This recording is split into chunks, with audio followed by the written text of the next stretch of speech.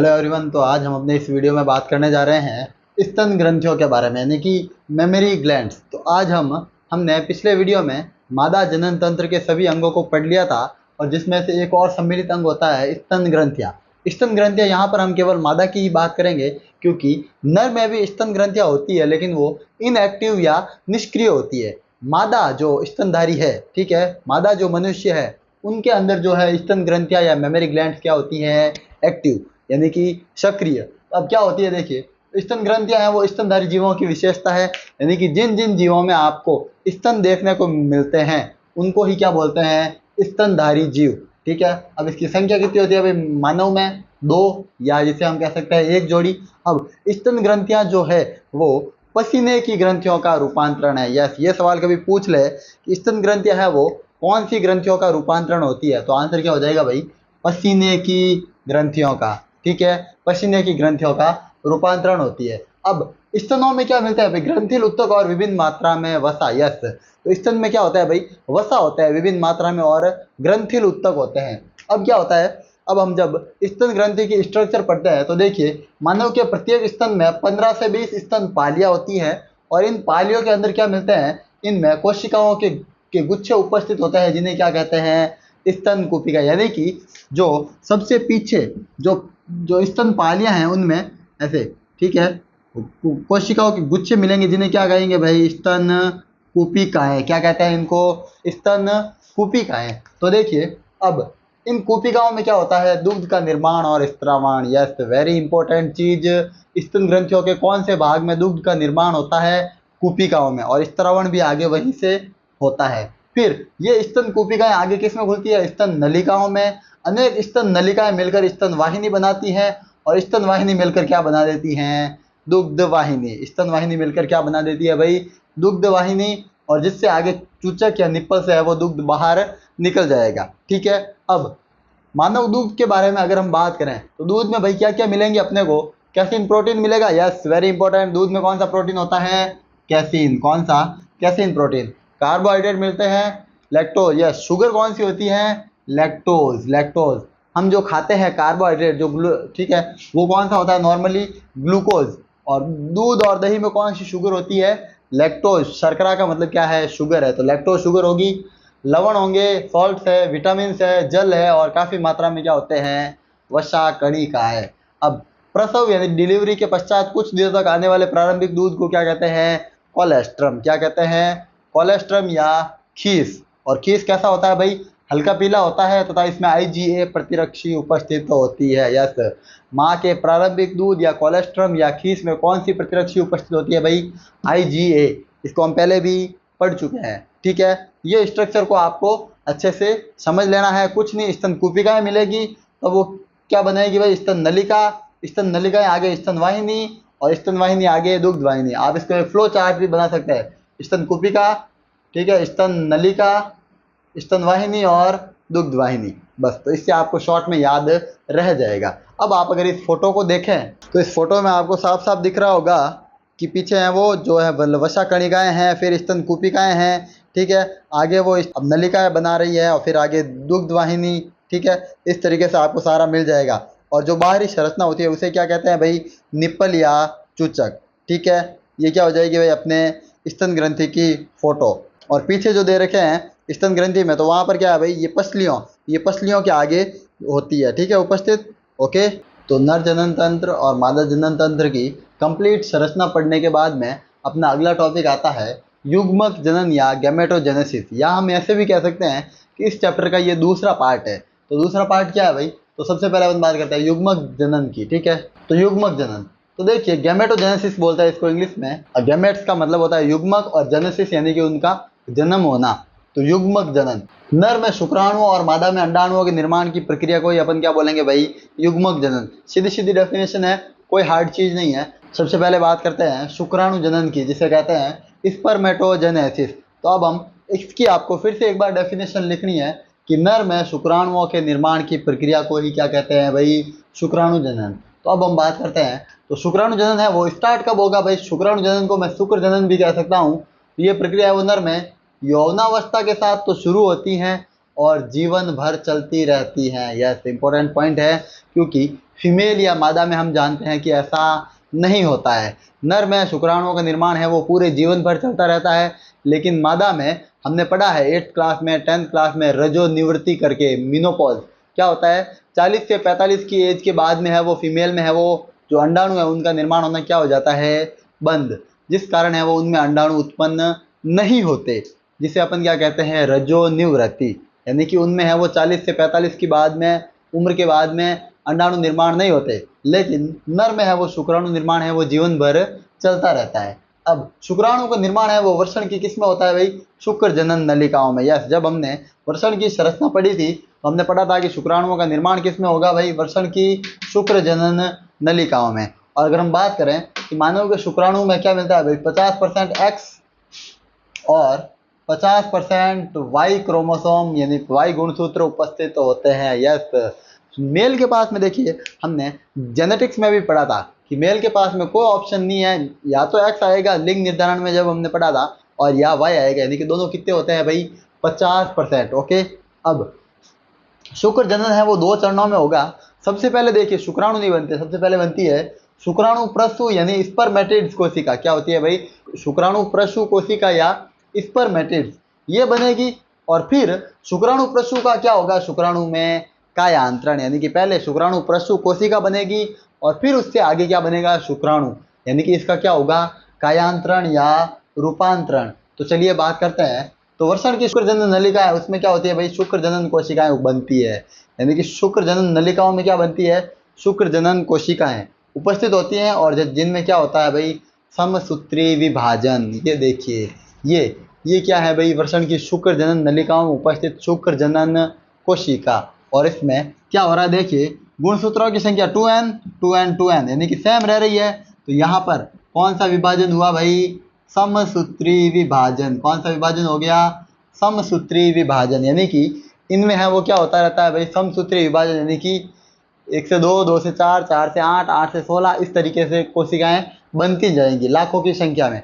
ठीक है, तो फिर क्या होता है, फिर इन कोशिकाओं के आकार में वृद्धि होती है। फिर इन कोशिकाओं के आकार में क्या होगी, वृद्धि, यानी कि ये कोशिका भी आगे इसके आकार में वृद्धि होगी, इसकी भी होगी, इसकी भी होगी, इसकी सभी कोशिकाएं हैं वो आगे अपने आकार में क्या करती हैं, वृद्धि, जिसे हम क्या कहते हैं भाई, प्राथमिक शुक्राणु कोशिका, जिसे हम क्या कहते हैं, प्राथमिक शुक्राणु कोशिका।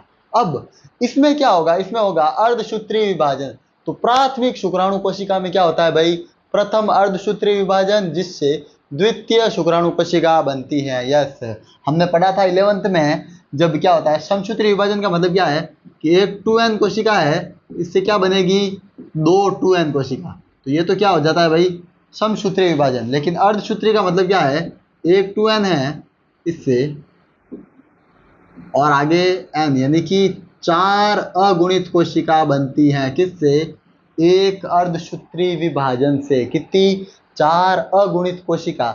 जबकि एक समसूत्री विभाजन से केवल क्या होता है भाई, 2 समसूत्री कोशिका यानी कि 2n या द्विगुणित कोशिका ही बनती हैं। ठीक है, फिर अप्राथमिक शुक्राणु कोशिका में क्या होगा, प्रथम अर्धसूत्री विभाजन, जिससे द्वितीयक शुक्राणु कोशिका बन जाएगी। फिर इसमें क्या होगा, द्वितीयक अर्धसूत्री विभाजन होगा, जिससे 4 शुक्राणु प्रसु कोशिकाएं बनेगी। ये हमने लिख दिया, द्वितीयक शुक्राणु कोशिका में द्वितीयक अर्धसूत्री विभाजन होता है और जिससे 4 शुक्राणु प्रसु यानी 4 स्पर्मेटिड्स का निर्माण होता है। तो ये चारों क्या है भाई, जो एन अवस्था में है वो शुक्राणु प्रसु कोशिका। ठीक है, अब आगे क्या होगा, शुक्राणु प्रसु कोशिका है वो गतिशील नहीं होती है। ठीक है, यानी कि इनएक्टिव रहती है। तो शुक्राणु प्रसु का आगे हमें क्या करवाना पड़ेगा, कायांतरण। तो शुक्राणु प्रसु कोशिका में कायांतरण या रूपांतरण से क्या बनेंगे भाई, अपने शुक्राणु, क्या बन जाएंगे, शुक्राणु। तो ये 4 शुक्राणु बन गए। तो अब हम आगे पढ़ेंगे शुक्राणु की संरचना। तो शुक्राणु की संरचना को पढ़ने से पहले हम पढ़ते हैं एक हेडिंग, स्पर्मियोजेनेसिस। स्पर्मियोजेनेसिस जिसे भी क्या कहते हैं हिंदी में, शुक्राणु जनन। देखिए पहले हमने पढ़ा है स्पर्मेटोजेनेसिस, जिसे भी हमने क्या कहा था, शुक्राणु जनन। और स्पर्मियोजेनेसिस का भी मतलब क्या है, शुक्राणु जनन। लेकिन डिफरेंस ये है कि जब है जो शुक्राणु जनन कोशिका में आगे जो विभाजन होते हैं और जिससे शुक्राणु प्रसु कोशिका बनती है, उस प्रोसेस को बोलते हैं स्पर्मेटोजेनेसिस। और जब शुक्राणु प्रसु कोशिका है उससे रूपांतरित होकर शुक्राणु बन जाएंगे, इस प्रक्रिया को अपन क्या कहते हैं भाई, स्पर्मियोजेनेसिस। यानी कि शुक्राणु प्रसु से शुक्राणुओं का निर्माण होना क्या कहलाता है भाई? स्पर्मियोजेनेसिस। और शुक्राणु प्रसु कोशिका के निर्माण तक की प्रक्रिया को हम क्या कहेंगे? Yes, spermatogenesis. ठीक है। अब नेक्स्ट है शुक्राणु की संरचना। देखिए हिंदी में एक ही नाम दे रखा है, लेकिन इंग्लिश के नामों को ज़्यादा हम प्रेफरेंस देते हैं। आपको स्पर्मियोजेनेसिस और स्पर्मेटोजेनेसिस दोनों को ध्यान रखना है। अब शुक्राणु की संरचना, इसके 4 भाग होते हैं भाई, शीर्ष, ग्रीवा, मध्यखंड और पूंछ। ठीक है। इसकी संरचना को भी आपने 8th क्लास 10th क्लास में पढ़ा है। तो देखिए, तो शीर्ष में क्या होता है भाई? शुक्राणु के शीर्ष में 2 चीजें मिलती है, केंद्रक और एक्रोसोम। एक्रोसोम को हिंदी में कहते हैं अग्रपिंडक। अभी हम जब इसकी फोटो पढ़ेंगे तो आपको वहां पर हिंदी में लिखा हुआ मिलेगा अग्रपिंडक। उसका मतलब क्या है भाई? एक्रोसोम। तो शुक्राणु के शीर्ष में एक्रोसोम और केंद्रक होते हैं। और एक्रोसोम की विशेषता क्या भाई? कुछ विशेष एंजाइम होते हैं जो अंडाणु के साथ निषेचन में सहायता करता है। यस, एक्रोसोम क्या होता है? शुक्राणु के सबसे ऊपरी आगे वाला भाग। ठीक है, क्या कहलाता है? उसे एक्रोसोम कहते हैं। शीर्ष के आगे वाला भाग क्या होता है भाई? एक्रोसोम। ठीक है। और उसमें क्या होता है? कुछ विशेष एंजाइम जो अंडाणु को भेदते हैं, यानी कि उसके साथ निषेचन में सहायता करते हैं। फिर केंद्रक। केंद्रक की क्या विशेषता है? संख्या 1 होगी। हम जानते हैं इसके अंदर क्या होता है भाई? डीएनए। तो केंद्रक में क्या होता है भाई? डीएनए और क्षारीय प्रोटीन। क्या होता है भाई? डीएनए और क्षारीय प्रोटीन। नेक्स्ट है ग्रीवा। ग्रीवा क्या है? सबसे छोटा भाग है। यस, ग्रीवा है वो। और ग्रीवा में क्या होते हैं? 2 तारककाय होते हैं। और जो तारककाय का भूमिका किसमें होती है भाई? विदलन में। विदलन का मतलब क्या है? जब भ्रूण आगे से आगे विकसित होगा, यानी कि कोशिकाएं 1 से 2, 2 से 4 होंगी, उस प्रोसेस को हम बोलेंगे विदलन। तो उसमें भूमिका कौन निभाते हैं भाई? तारककाय। और ये कितने प्रकार के होते हैं? 2, समीपस्थ तारककाय और दूरस्थ तारककाय। समीपस्थ का मतलब क्या है? जो समीप होगा हेड के। और दूरस्थ का मतलब क्या है? जो दूर होगा। अब मध्य भाग क्या है भाई? मध्य भाग को, यानी कि शुक्राणु के मध्य भाग को, यहाँ आप लिख सकते हैं शुक्राणु के मध्य भाग को शुक्राणु का इंजन कहते हैं। इंजन क्यों कहते हैं? क्योंकि मध्य भाग में हम जानते हैं क्या उपस्थित होते हैं भाई? माइटोकॉन्ड्रिया। और माइटोकॉन्ड्रिया क्या करता है? शुक्राणु को ऊर्जा और गतिशीलता प्रदान करते हैं। कौन? माइटोकॉन्ड्रिया। फिर आता है पूंछ। पूंछ क्या है भाई? शुक्राणु का सबसे लंबा भाग है और ये शुक्राणु की गति और गमन में सहायक होती हैं। और पूंछ को ऊर्जा कौन देता है भाई? माइटोकॉन्ड्रिया। ठीक है। अब मैथुन क्रिया के दौरान है वो पुरुष से लगभग 20 से 30 करोड़ शुक्राणु है वो स्खलित होते हैं। यस, एक मैथुन क्रिया के दौरान एक सामान्य पुरुष कितने? 20 से 30 करोड़ शुक्राणु है वो स्खलित कर सकता है। और सफल निषेचन के लिए वेरी इंपॉर्टेंट चीज, वेरी इंपॉर्टेंट चीज, वेरी इंपॉर्टेंट चीज, सफल निषेचन के लिए 60% शुक्राणु का तो क्या होना चाहिए? आकार सामान्य। और उसमें से 40% यानी 40% शुक्राणु क्या होने चाहिए? गतिशील। ठीक है। इस लाइन को ध्यान रखिए कि जो है सफल निषेचन के लिए 60% शुक्राणु है वो न्यूनतम क्या होने चाहिए? सामान्य आकार वाले। और उसमें से भी 40% क्या होने चाहिए? गतिशील। ठीक है। फिर एक हेडिंग दे रखी है वीर्य सेचन या इंसेमिनेशन। तो नर के द्वारा मादा के जनन मार्ग में शुक्राणुओं को मुक्त करना क्या कहलाता है? वीर्य सेचन। ठीक है। तो जब नर अपने शुक्राणुओं को मादा के जनन मार्ग में मुक्त कर देगा, उसी प्रक्रिया को अपन बोलेंगे वीर्य सेचन। ठीक है। अब आप ये जो शुक्राणु की जो फोटो दे रखी है बुक में, उसको आप देख सकते हैं। तो इसमें देखिए भाई, सबसे ऊपरी भाग है वो जो शीर्ष है, बीच में ग्रीवा है, फिर मध्यखंड है और एंड में पूंछ है। ठीक है। और सबसे जो ऊपर आपको दिख रहा है नाम, वो है जीव द्रव्य कला या प्लाज्मा झिल्ली। फिर अग्रपिंड का मतलब एक्रोसोम हो जाएगा। और फिर है केंद्रक युक्त गुणसूत्री पदार्थ, यानी कि ये इसमें केंद्रक है और गुणसूत्री पदार्थ यानी डीएनए है। ठीक है। तो नेक्स्ट अपना टॉपिक है अंडजनन या oogenesis। ठीक है। अब देखिए, तो अंडजनन की डेफिनेशन क्या हो जाएगी भाई? मादा में अंडाणु के निर्माण की प्रक्रिया को ही क्या कहते हैं भाई? अंडजनन। ठीक है। तो अब मादा में अंडजनन की प्रक्रिया है वो अंडाशय में तो शुरू होती है, लेकिन कंप्लीट कहाँ होती है? अंडवाहिनी में। और हम जानते हैं कि जो अंडजनन की प्रक्रिया के लिए क्या आवश्यक है? निषेचन। यदि निषेचन नहीं होता है तो कंप्लीट अंडाणु नहीं बनता है।